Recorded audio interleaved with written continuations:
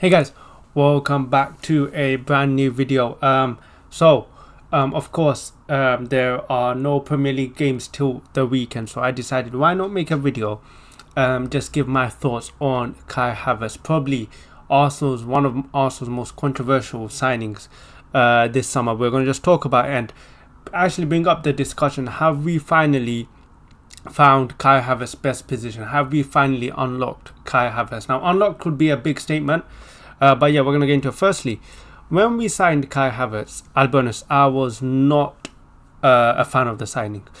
Mostly because I know he's a talented player. I know seen at Leverkusen. I remember when he did join to Chelsea from Leverkusen, I was jealous. I saw the type of player he was, and I was like, wow, this is a world-class type of player that Arsenal need. But unfortunately, when he joined Chelsea, he just never seemed to click.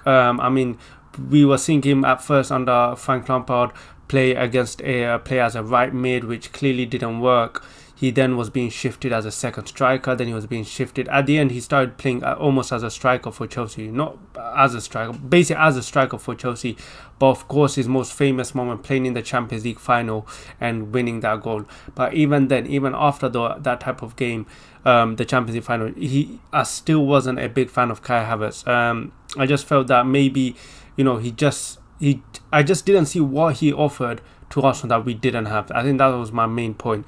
When you first look at it before he joined, I think a lot of fans will agree, where was Kai Havertz even going to play? Of course, there were talks about him playing where Granit Xhaka was playing, which was going to be the initial assessment, where everyone was saying he's probably just going to play where Granit Xhaka plays. But when you look at it, from the first view, firstly, he doesn't offer the defensive support that Granit Xhaka did, and he is not commanding on the ball as Granit Xhaka was. So it was a bit confusing when I first saw him sign for Arsenal. But I was willing to give a chance.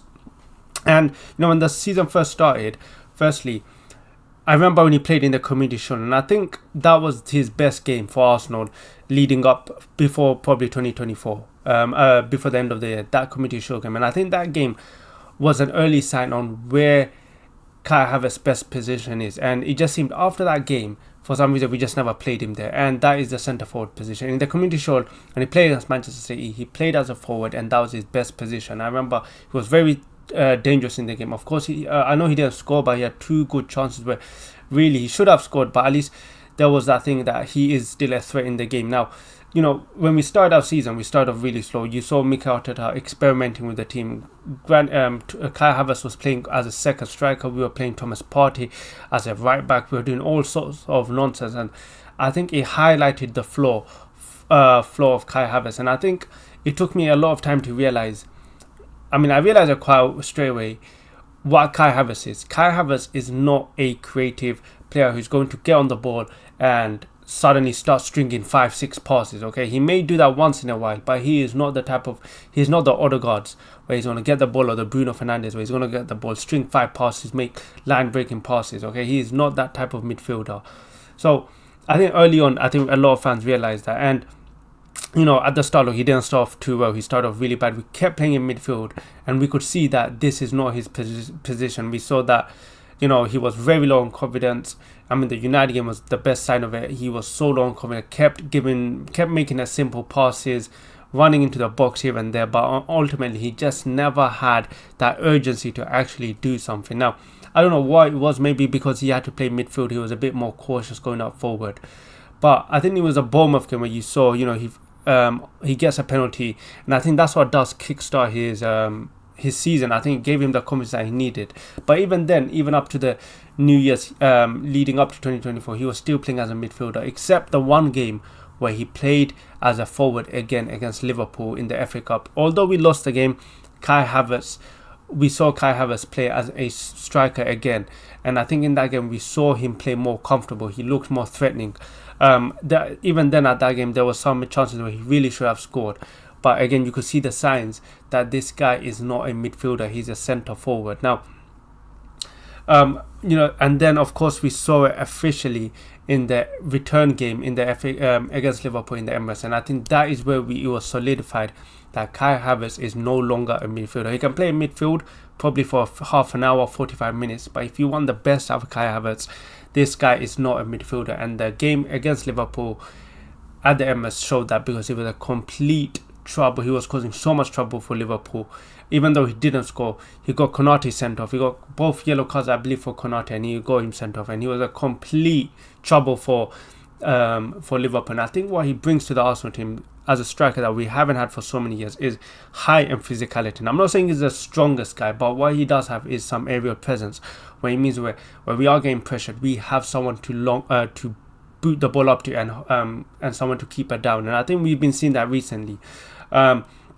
So, when 2024 starts, he's playing more as a centre forward. We go on like a 7-game winning streak, and you could see Kai Havertz is slowly, his confidence is building up. He's getting more comfortable on the ball.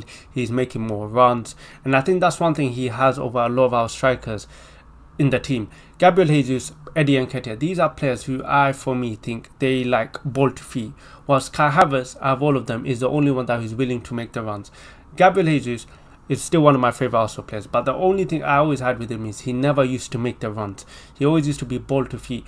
At some games, it was really good. When you're a possession-based team, that's what you want. But when it's some of those games where you need someone just to make that pass, to make that run, so you can make that pass. And for so many, for last season, I just felt that we lacked that type of striker. We lacked someone that was physical up top, that can play with the back to goal.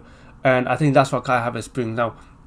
And recently Kai Havertz has been stepping up. Chelsea, Spurs, 2 games back to back. Even the Bournemouth game, that's 3 games back to back he's stepped up in.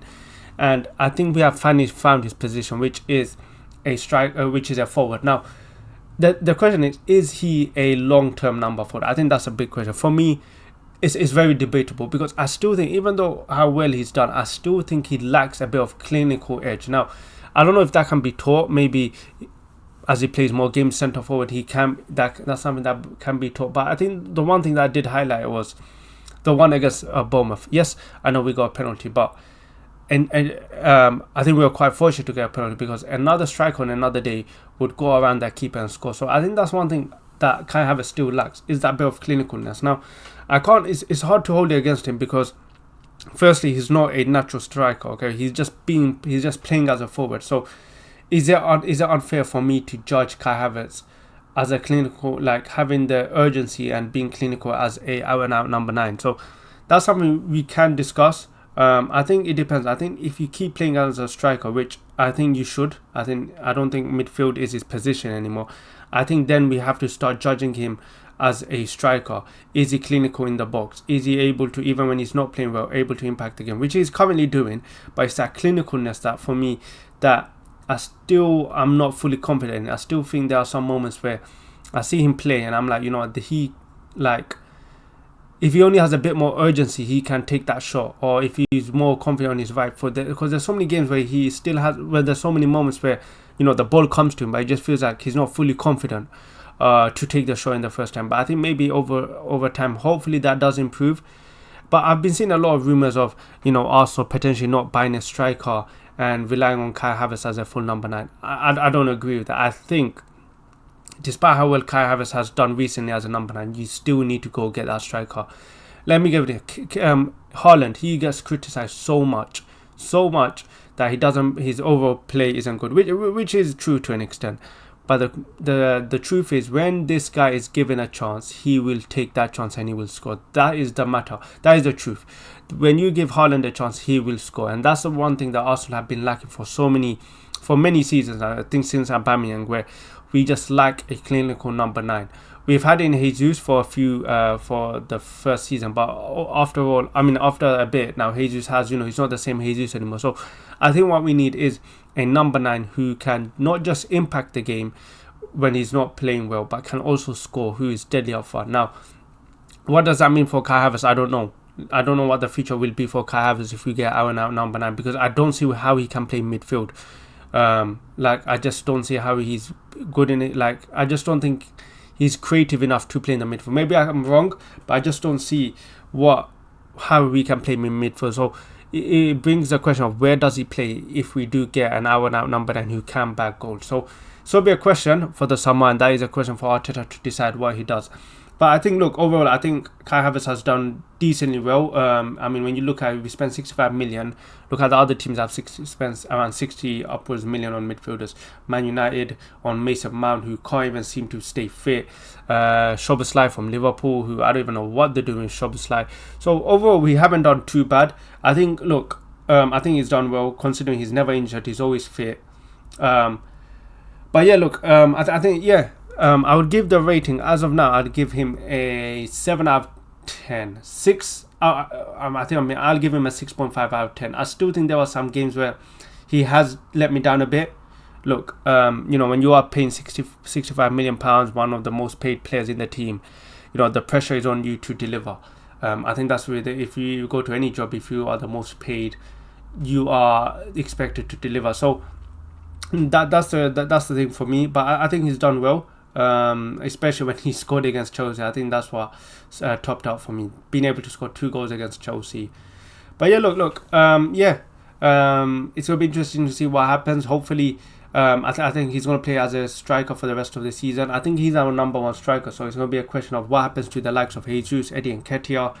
That's all gonna have to be decided in the summer. But for me, he's done well with what we paid. I think it's been 11 goals this season in Premier League goals, which I'm surprised. I didn't even think he was going to get double digits, but it's his best season in the Premier League since he's joined the Premier League.